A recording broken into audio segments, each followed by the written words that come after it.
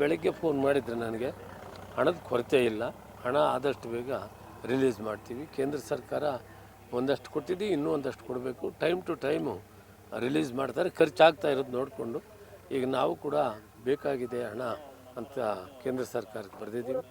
ಅವರು ನೆಕ್ಸ್ಟ್ ವೀಕಲ್ಲಿ ರಿಲೀಸ್ ಮಾಡ್ತಾರೆ. ತಕ್ಷಣ ನಾವು ರೈತರಿಗೆ ಹಣವನ್ನು ಕೊಡ್ತೀವಿ. ಈ ಬಿತ್ತನೆಗೆ ಮಾಡಿಸಿದ್ರೆ ಈಗ ನಾವು MLA ಸಾಹೇಬರು, ಮಾಜಿ MLA ಸಾಹೇಬರೆಲ್ಲ ಒಟ್ಟಿಗೆ ರೈತರ ಜೊತೆಯಲ್ಲಿ ಮಾತಾಡಿದ್ವಿ. ಎಲ್ಲ ಬಿತ್ತನೆ ಆಗ್ತಾ ಇದ್ದಾರೆ.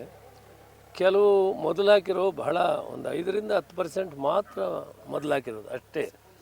ಅದಕ್ಕೇನು ಮತ್ತೆ ಬಿತ್ತನೆ ಮಾಡಬೇಕಂತ ಪರಿಸ್ಥಿತಿ ಬರ್ತದೆ.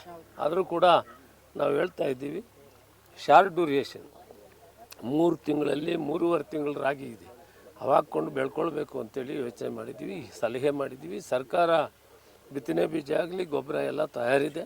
ರೈತ ಸಂಘಗಳಲ್ಲಿ ಈಗ ಸಿಗ್ತದೆ, ಎಲ್ಲ ರೆಡಿ ಮಾಡಿಟ್ಟಿದ್ದೀವಿ. ಎಲ್ಲ ಬೆಳೆ ಹಾಕ್ಕೊಂಡ್ಲಿ ಮಳೆಗೆ ಅಂಥೇಳಿ, ಮತ್ತು ಈ ಮಳೆ ಹಿಂಗೆ ಮುಂದುವರಿಯಲಿ ಅಂತ ವರುಣ್ ದೇವರಿಗೆ ಪ್ರಾರ್ಥನೆ ಮಾಡೋಣ. ಬಟ್ ಒಟ್ಟಾರೆ ಅಭಾವದ ಸೂಚನೆ ಇದೆ. ಯಾವ ರೀತಿ ದೇವರು ಮುಂದೆ ನಡೆಸ್ತಾನೆ ಮಳೆ ಆಧಾರದ ಮೇಲೆ ನಾವು ತೀರ್ಮಾನ ತೆಗೆದುಕೊಳ್ಬೇಕಾಗುತ್ತೆ. ಈ ಅಭಾವದ ಬಗ್ಗೆ ಯೋಚನೆ ಮಾಡಿ ತೀರ್ಮಾನ ಮಾಡಬೇಕು, ಕೇಂದ್ರ ಸರ್ಕಾರ ಕಳಿಸ್ಬೇಕನ್ನೋ ಚಿಂತೆಯಲ್ಲಿದ್ದೀವಿ. ಅದನ್ನು ಈ ತಿಂಗಳು 30ರವರೆಗೂ ಕಾಯಬೇಕು ನಾವು. ಮಳೆ ಎಷ್ಟರ ಮಟ್ಟಿಗೆ ಬರ್ತದೆ, ಬೆಳೆ ಹಾಕೋಕ್ಕಾಗುತ್ತಾ, ಬೆಳೆ ಬರ್ತದ ಅಂತ ಯೋಚನೆ ಮಾಡಿ ಮತ್ತೆ ನಾವು ಕೇಂದ್ರ ಸರ್ಕಾರಕ್ಕೆ ಮನವಿ ಮಾಡಬೇಕಾಗ್ತದೆ. ಕಾದು ನೋಡಬೇಕು. ಅಷ್ಟರೊಳಗಡೆ ನಾವು ಸರ್ವೆ ಮಾಡಬೇಕು.